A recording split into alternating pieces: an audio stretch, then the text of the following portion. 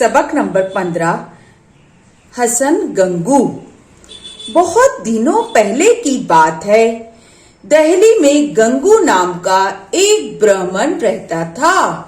वो दिल्ली के बादशाह मोहम्मद शाह तुगलक के दरबार में आया जाया करता था।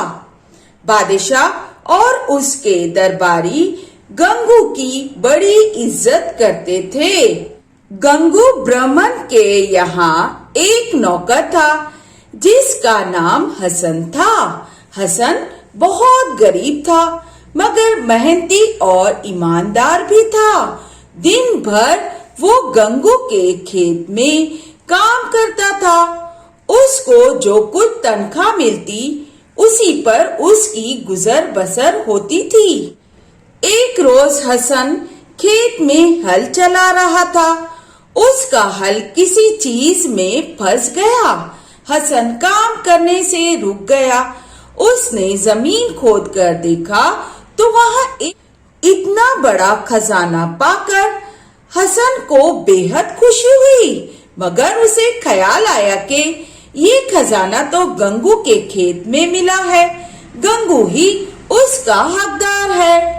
वो अशरफियों का घड़ा लेकर गंगू के पास पहुंचा।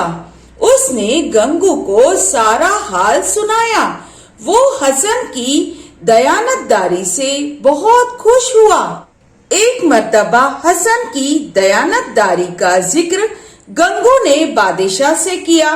बादशाह पर भी उसका बड़ा असर हुआ। उसने हसन को अपने दरबार में मुलाजिम रख लिया।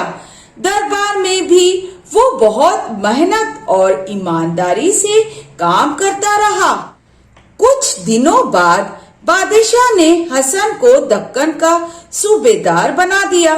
दक्कन में भी उसने लोगों के फायदे के बहुत से काम किए।